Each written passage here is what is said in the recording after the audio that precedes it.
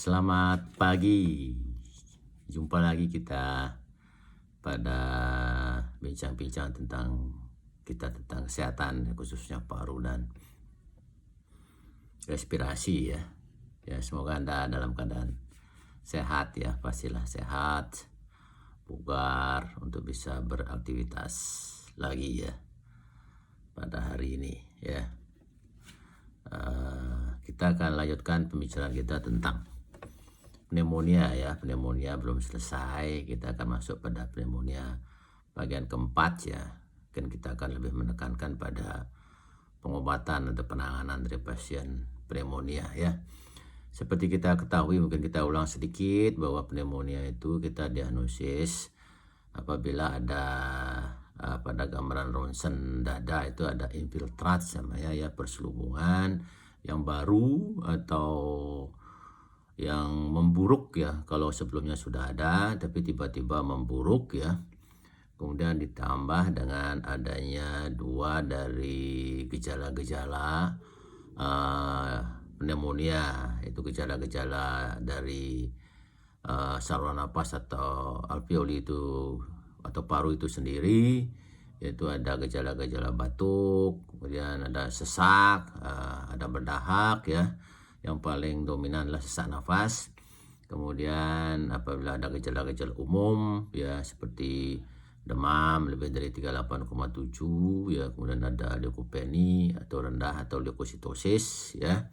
Kemudian pada pemeriksaan dada didapatkan adanya suara napas yang mengeras ya, disebut dengan bronkovasikuler atau bronkial, ditambah dengan adanya ronki ya. Itu diagnosis dari pneumonia. Dan jangan lupa pada usia yang lanjut itu demam itu bisa tidak ada ya, bisa tidak ada. Jadi saat kemarin tekankan kalau di keluarga saudara ya atau siapapun itu ada tiba-tiba pasiennya mengalami perburukan atau demam, terutama demam, ada batuk, kemudian ada sesak nafasnya ya. Sesak nafasnya jangan lupa itu adalah pneumonia ya. Dan seperti saya tekankan bahwa pada pasien pneumonia itu semakin cepat pengobatannya ya, terutama pada penyebab kuman-kuman atau bakteri yang ada obatnya ya, itu atau virus yang ada obatnya, itu memberikan hasil yang baik ya. Jadi kalau pengobatan bisa diberikan dosis yang pertama atau first dosingnya itu kurang dari 4 jam, itu sangat bagus hasilnya. Jadi jangan sampai ditunda ya, datang ke dokter atau datang ke pusat layanan kesehatan ya, ke unit gawat darurat UGD atau poliklinik dimanapun dia yang terdekat ya. Jangan ditunda ya, kemudian saya tekankan jangan ditunda. Kemudian ya tentu pertanyaan yang berikutnya, apakah pasien pneumonia itu perlu dirawat inap atau tidak?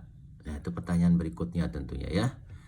Jadi ya ada yang perlu dirawat inap, ada yang perlu dirawat jalan saja, artinya tidak perlu menginap, atau bahkan ada yang di ICU ya. Kalau keadaannya tidak bagus itu bisa langsung ke ICU dia dirawat ya.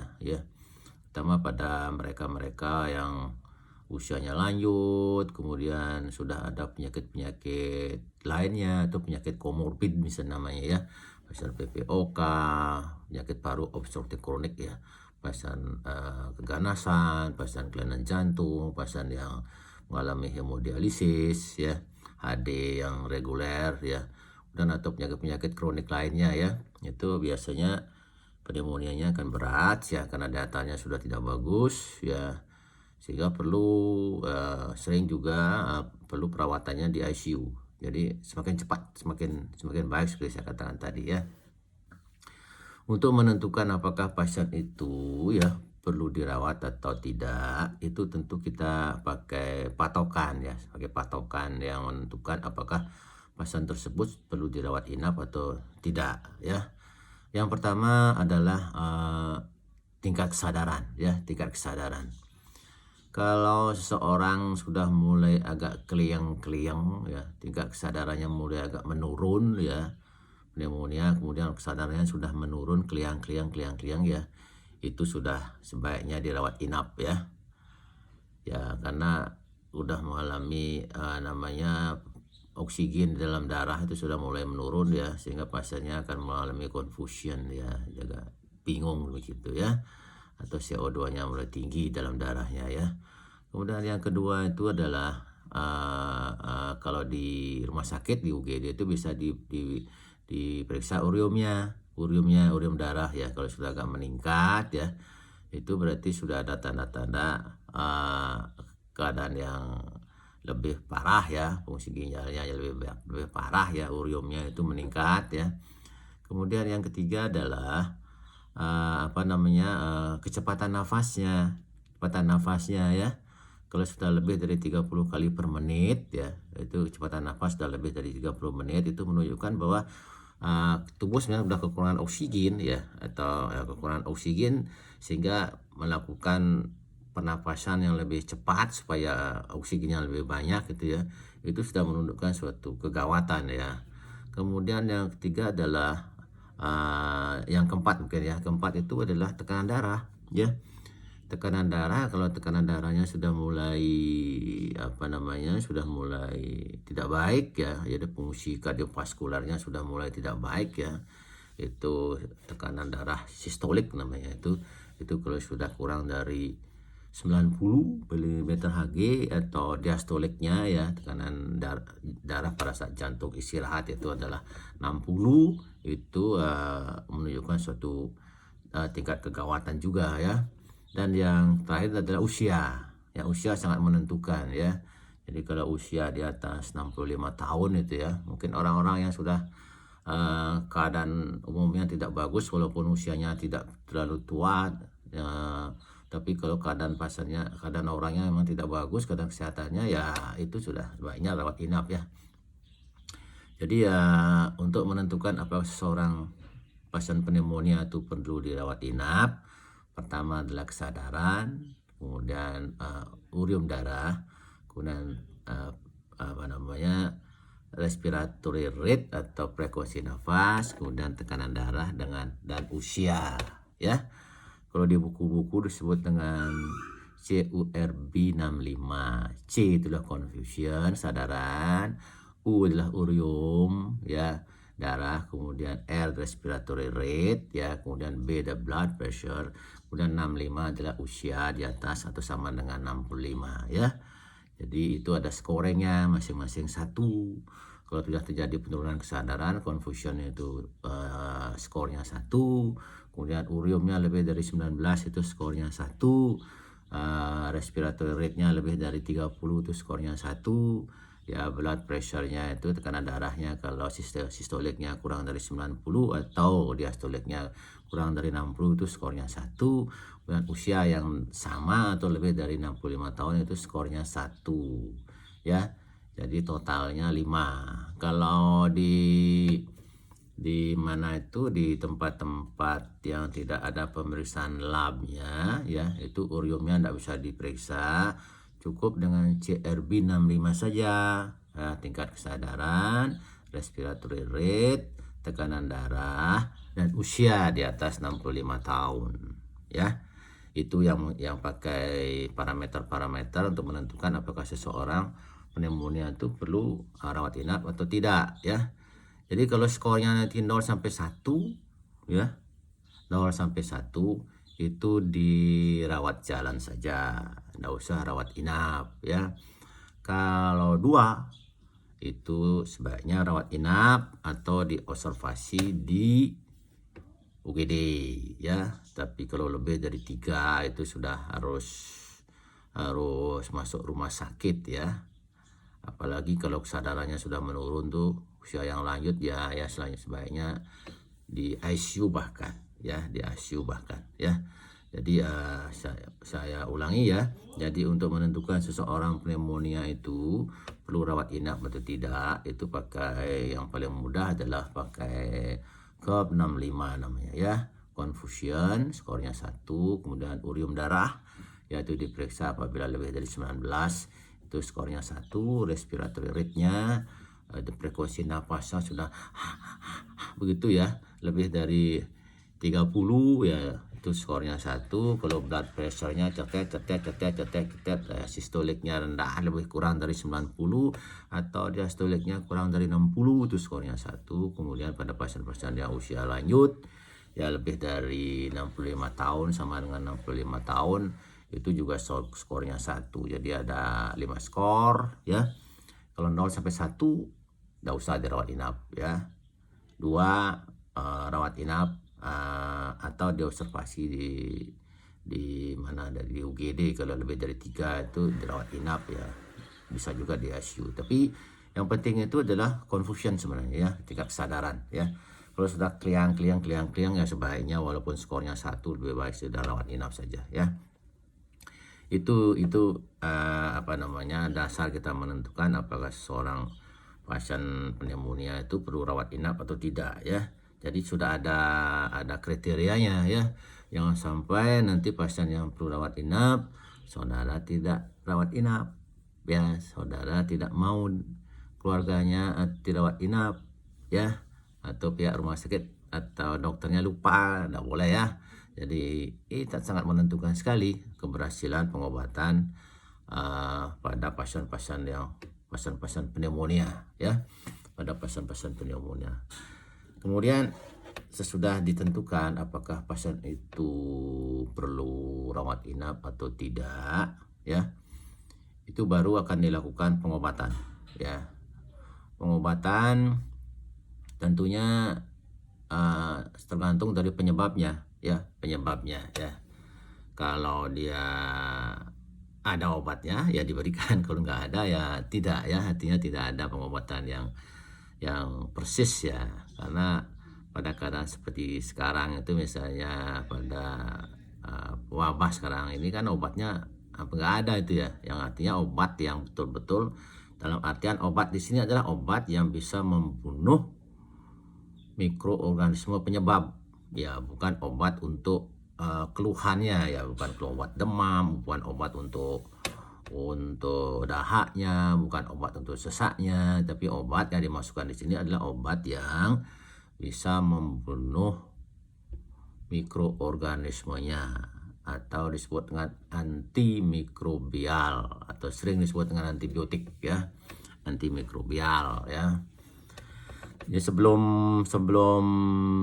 menentukan obatnya, memang lebih penting kita juga menentukan kurang lebih penyebabnya itu apa ya, apakah bakteri, apakah virus ya, itu tentukan dulu ya. Karena kalau dia bakteri tentu antibiotik yang ada obatnya, kalau itu virus itu ya ada memang obat tertentu, ada yang tidak ya, seperti yang wabah sekarang itu kan tidak bisa ya. Nggak bisa, tapi kita bisa men-screeningnya. Kalau sekarang ada pneumonia ya, apapun jenis pneumonianya ya perlu rapid test saja ya, untuk menyingkirkan apakah itu oleh karena virus ya corona atau bukan ya. Rapid test saja paling baik. Jadi setiap pasien pneumonia pada saat sekarang paling penting adalah di rapid test ya. Tapi walaupun rapid test itu kadang-kadang tidak juga memberikan hasil 100% ya tingkat ya sensitivitasnya, artinya kebenarannya itu ya paling tidak bisa mengarahkan ya. Dan juga bisa dilihat dari gambaran ronsennya ya. Kalau ronsennya itu pneumonianya agak kiri kanan ya, lebih baik banyak di pinggir, kemudian di bawah itu lebih banyak sebabnya oleh COVID itu ya. Jadi itu penanganannya khusus ya, dalam artian khusus, dia harus dirawat di ruang isolasi COVID. Sedangkan yang bukan itu ya tidak harus dirawat di situ. Jadi sebaiknya kalau sekarang itu memang di rapid test dulu ya. Kalau dulu nggak ada, sebelum ada wabah ini nggak ada rapid test ya. Tapi baik juga diperiksa yang lain-lainnya ya. Kalau misalnya punya pemeriksaan yang lebih bagus, itu pemeriksaan prokalsitonin itu sangat baik ya. Prokalsitonin itu diambil darahnya, kemudian dicek prokalsitoninnya. Kalau dia lebih dari 0,5 itu bakterial ya, sehingga kita bisa lebih cepat memberikan obat-obat yang sesuai ya. Sedangkan kalau dia sampai lebih dari 2 itu sudah kemungkinan sepsis yang berat, ini ya udah harus dirawat inap, memang sudah sebaiknya di ICU ya. Jadi dari prokalsitonin itu juga kita bisa menentukan dengan baik apakah pengobatannya itu dengan antibiotik untuk bakteri atau bukan ya. Itu. Kemudian setelah ditentukan ya pasien itu dirawat inap atau tidak, nah baru kita langsung memberikan pengobatan seperti tadi dengan patokan-patokan seperti tadi ya. Itu ada sekarang patokan-patokannya. Lain lagi kalau dia pneumonia oleh bakteri, itu lebih mudah saya kira ya. Nah, kalau pneumonianya itu pneumonia komunitas ya, pneumonia yang terjadi di masyarakat ya, seperti saya jelaskan sebelumnya, itu ada dua bagian.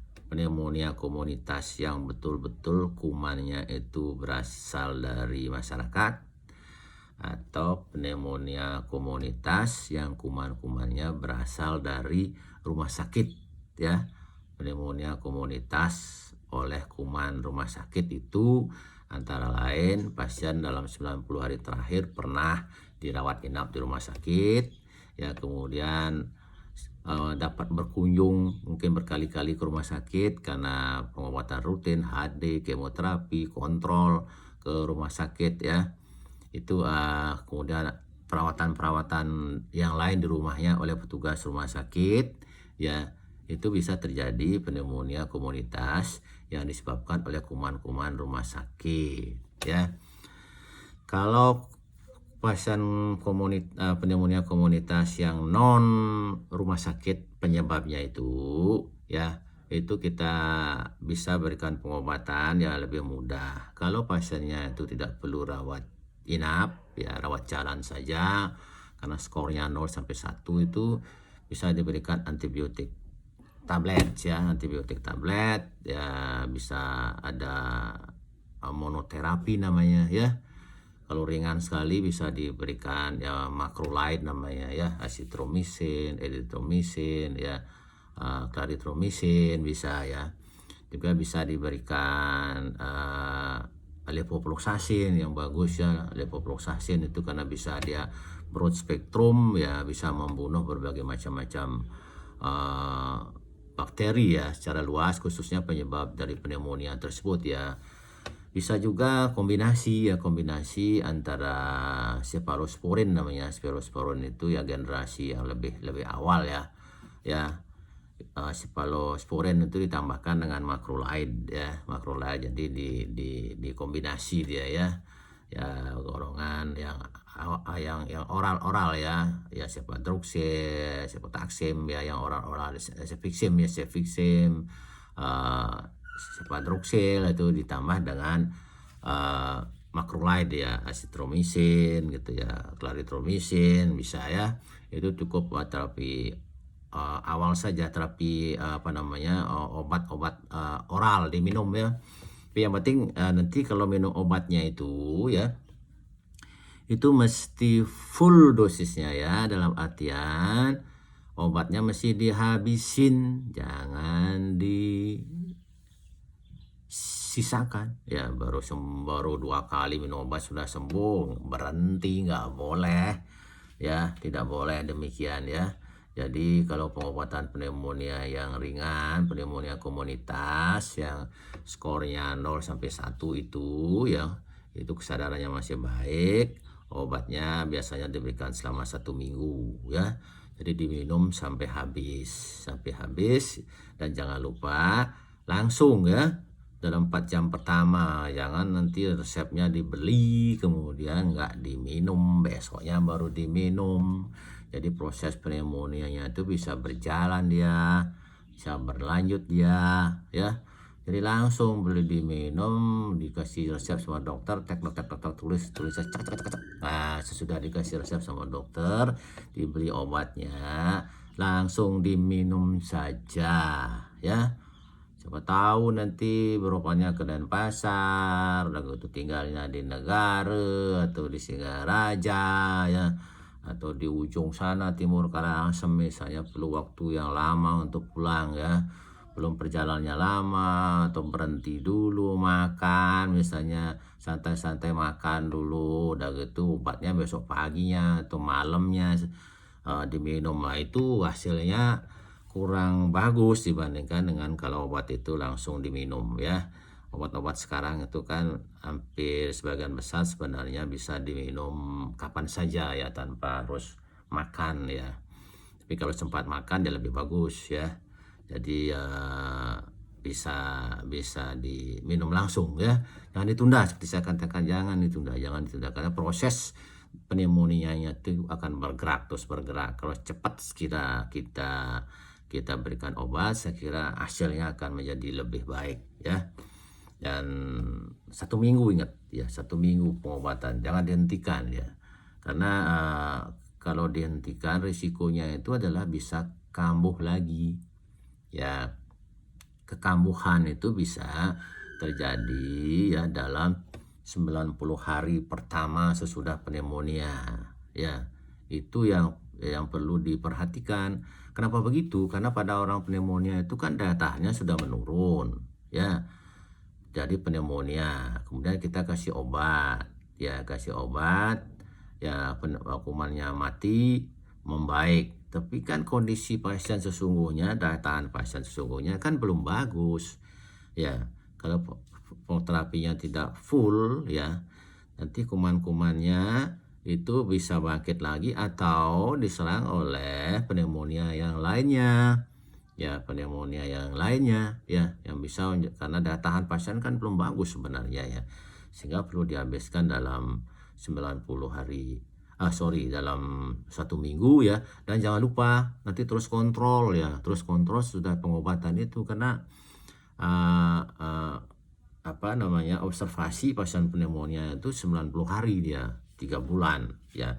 Kalau dalam 3 bulan itu tidak ada kekambuhan, tidak ada relapse namanya, itu baru dianggap pengobatan itu berhasil ya. Kalau relapse ya masalahnya kalau dia kambuh lagi, nanti obatnya pasti beda ya, pasti obatnya beda dibandingkan yang pertama ya, pasti beda dia itu obatnya yang dibandingkan yang pertama, karena kemungkinan disebabkan oleh kuman-kuman yang lain ya. Artinya seperti saya sampaikan bahwa pada pasien pneumonia itu tentu daya tahannya menurun, udah dikasih obat ya, ini daya tahannya kan pasti belum bagus juga ya, sehingga mereka itu gampang terjadi pneumonia yang lain ya, pneumonia disebabkan oleh kuman-kuman yang lain. Atau kalau pengobatannya tidak tuntas, tidak seminggu, itu bakteri itu kan muncul lagi dan dia sudah menjadi resisten dengan sudah kebal dengan obat-obat yang kita berikan pada awalnya, sehingga pada pasien-pasien yang mengalami kekambuhan itu ya,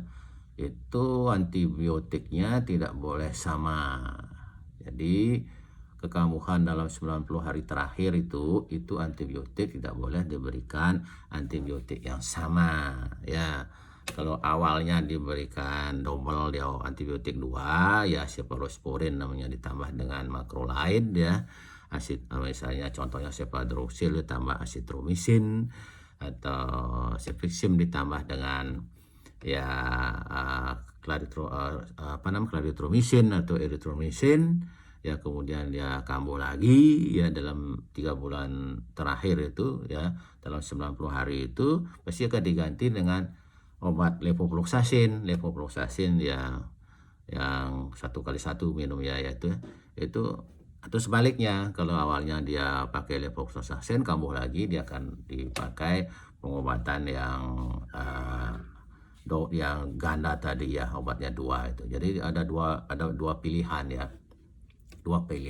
kombinasi antara cephalosporin generasi yang awal itu dengan macrolide ya, atau monoterapi dengan levofloxacin. Kalau terjadi kekambuhan dalam 90 hari terakhir, itu akan di-switch ya. Di-switch artinya tidak dipakai obat yang sama, tapi dipakai obat yang baru ya. Itu caranya ya. Sehingga saudara-saudara harus siapa tahu punya keluarga atau siapa mungkin yang mengalami pneumonia itu tetap harus diobservasi selama 9 bulan ya. Karena pasien itu sebenarnya daya tahannya belum bagus sehingga terjadi pneumonia ya, dan sering sekali terjadi kekambuhan, sehingga pengobatan berhasil. Yang nggak berhasil apabila dalam 90 hari sudah pneumonia itu pasiennya tetap sehat ya. Jangan tidak kontrol ya, hanya sering kontrol seminggu, 2 minggu ya untuk menentukan itu. Kalau nanti jadi pneumonia lagi, obatnya mesti beda.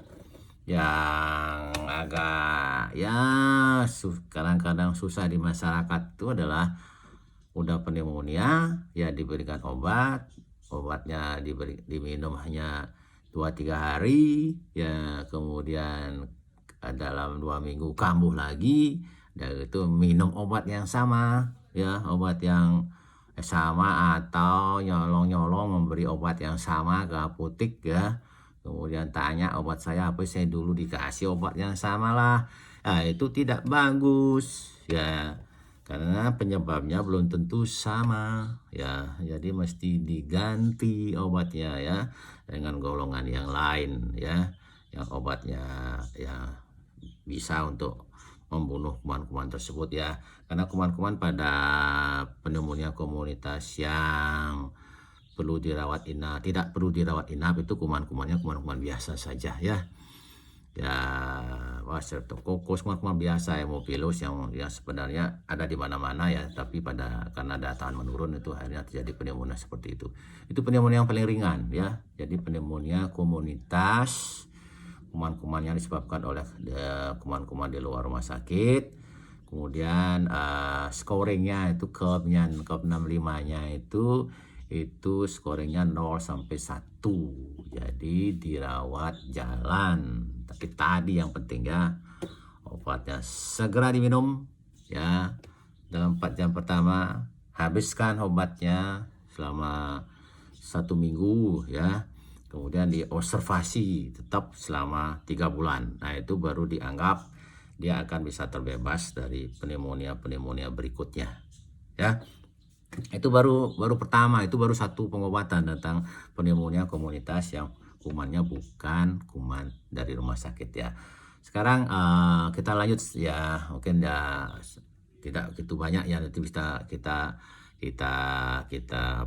lanjut berikutnya ya, karena ini masing-masing berbeda nanti ya.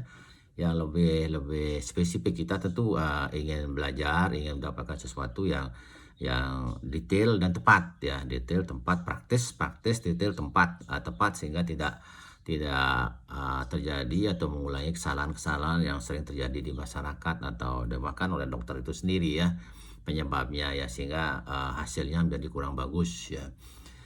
Nah, kemudian kalau pneumonia komunitas, pneumonia yang terjadi di masyarakat yang disebabkan oleh kuman-kuman yang berasal dari rumah sakit, ini beda ya, ini beda ya. Tentu yang paling penting adalah bagi para dokter atau petugas yang bekerja di UGD ya, itu harus ada kerjasama yang baik dengan pasien atau keluarga pasien untuk menentukan apakah pasien ini termasuk pasien pneumonia komunitas yang kumannya berasal dari rumah sakit ya. Kalau dulu disebut dengan healthcare associated pneumonia ya, healthcare associated pneumonia namanya ya, pneumonia disebabkan yang berhubungan dengan perawatan ya, itu disebut pneumonia. Dulu dimasukkan ke nosokomial, tapi sekarang dimasukkan ke pneumonia komunitas. Nah, itu dieksplorasi dulu ya dengan cepat ya, apakah pasien ini adalah pasien pneumonia komunitas yang kumannya berasal dari rumah sakit. Ini tentukan dulu ya dengan cepat ya, dengan dieksplorasi. Seperti tadi saya katakan, apakah pernah rawat inap lebih dari 2 hari dalam 90 hari terakhir, apakah pasiennya pengidap penyakit-penyakit kronis yang sering kontrol ke rumah sakit, atau mungkin pasiennya baru sembuh beberapa hari oleh penyakit lain tapi tiba-tiba berkunjung ke rumah sakit ya. Jadi makanya jangan suka-suka datang ke rumah sakit ya, karena kalau terkena pneumonia itu kumannya kuman yang berat di situ ya, kuman berat di situ ya. Jadi jangan sering sekali berkunjung ke rumah sakit ya, apalagi dalam kondisi yang tidak bagus ya, karena kuman-kuman di situ berkeliaran ya. Namanya rumah sakit ya, tempat rumah orang sakit, tapi bisa menyebabkan sakit bagi orang-orang sehat yang datanya tidak bagus ya, datang ke situ ya bisa mendapat kuman-kuman yang berasal dari yang di rumah sakit, kemudian terjadilah dia pneumonia di rumahnya dalam beberapa hari terjadi pneumonia komunitas disebabkan oleh kuman di rumah sakit. Nah, ini kalau pneumonia yang seperti ini itu disebabkan oleh kuman-kuman yang sudah resisten atau kebal dengan berbagai obat, yang obat-obat yang umum, obat-obat yang sederhana atau obat-obat generasi awal dari antibiotik yang bisa membunuh kuman atau pembunuh kuman ya. Jadi kuman-kuman yang sudah kebal atau disebut dengan MDR, multi drug resistant ya. Jadi kuman multi drug resistant, obat pasien-pasien yang sudah kumannya sudah kebal dengan berbagai macam obat. Nah, pada pasien-pasien yang seperti ini, pneumonia komunitas yang berasal dari kuman-kumannya dari rumah sakit itu harus dirawat inap. Ya, harus dirawat inap ya. Harus dirawat inap. Kemudian obatnya obat injeksi ya, obat injeksi nanti ada beberapa pilihan ya, akan diperiksa awalnya sebelum kemasukan obat itu akan diperiksa dulu dahaknya ya. Kalau prokalsitonnya tinggi, periksa darahnya untuk menentukan kumannya. Sesudah diperiksa itu ya, dahaknya atau darahnya sudah diperiksa, baru diberikan obat-obat antibiotik injeksi ya, diinfus ya, obat-obat antibiotik injeksi baru diberikan ya. Jadi jangan sampai nanti sesudah diberikan obat antibiotik baru diperiksa kuman-kumannya, nanti kuman-kumannya bisa nggak ada ya, bisa nggak ditemukan karena sudah dibunuh dia oleh antibiotik. Jadi sebelum pemberian antibiotik pertama sudah jangan lupa ambil ya bahan pemeriksaan dari dahak atau dari darah kalau dia sudah sepsis ya, prokalsitonnya tinggi ya, lebih dari 2 itu ya. Jadi itu dulu dilakukan, kemudian langsung dikasihkan antibiotik ya. Antibiotik yang pertama jangan lupa saya tekankan kembali kurang dari 4 jam ya. Bila perlu ya di UGD diberikan langsung ya, baru dirawat inap ya. Obatnya beda nanti itu ya. Obatnya beda, adalah obatnya kombinasi antara beta lactam aktif pseudomonas namanya ya, ditambah dengan non beta lactam aktif pseudomonas ya. Itu terapinya ya, pengobatannya itu selama seminggu ya. Kalau dia sepsis bisa sampai 12 hari, kalau dia nanti penyebabnya pseudomonas bisa sampai 2 minggu ya. Itu ada kriterianya nanti. Kalau dia penyebabnya MRSA, kumannya kuman beda, itu obatnya ditambah lagi ya, kasih linezolid ya, obatnya lain lagi tuh ya. Nanti kita akan lanjut nanti ya pada sesi berikutnya ya. Jadi yang sekarang saya lebih tekankan dulu adalah pneumonia komunitas, kumannya non rumah sakit ya. Jadi sesudah ada pneumonia, yang paling menonjol itulah ada sesak nafasnya ya. Tanda-tanda infeksi, batuk, ada sesak nafasnya. Kemudian datanglah saudara ke tempat perawatan, tempat pelayanan kesehatan ya, akan difoto tentunya ya, difoto segera ya, itu segera ya. Kemudian dilihat ada pneumonia ya. Kalau udah lihai itu saya kira diperiksa sudah bisa kita tentukan pneumonia ya. Kemudian baru dibuat scoring ya, berdasarkan curve 65, CURP 65. Kalau tidak ada urium pakai CRP 65 saja, dan dilihat confusionnya, kesadarannya, kemudian respiratory rate-nya, frekuensi nafasnya, kemudian tekanan darahnya, kemudian usia. Kalau pasiennya keliangan, itu kesadarannya mulai menurun, skornya 1. Kalau uriumnya di atas 19 itu 1, kalau respiratory rate-nya di atas 30 itu 1 skornya. Kalau tekanan darah di atas, sistoliknya di bawah 90 atau diastoliknya di bawah 60 itu 1. Kalau usia di atas atau sama dengan 65 itu skornya 1. Jadi ada 5. Kalau uriumnya tidak diperiksa ada 4 ya. Kalau 0 sampai 1 skornya itu dirawat jalan saja. Sedangkan kalau 2 itu adalah dirawat inap atau bisa diobservasi di UGD ya. Jadi terapinya bisa terapi terapi injeksi, kemudian lanjut ke oral juga bisa ya. Kan kalau lebih dari 3 itu inpatient atau ICU ya. Jadi itu kriterianya. Kemudian kalau bagi yang outpatient itu, nah itu tadi ya, obat segera minum ya, harus selesai dalam 1 minggu. Kalau diberikan harus tetap semuanya diminum, jangan disisakan. Kemudian harus kontrol ya, diobservasi selama 3 bulan atau 90 hari ya, jangan sampai terjadi pneumonia ulangan lagi ya. Saya kira itu yang saya bisa berikan ya dalam kesempatan ini ya. Sudah kita bicara selama 35 menit ya, lamanya ya tidak terasa ya.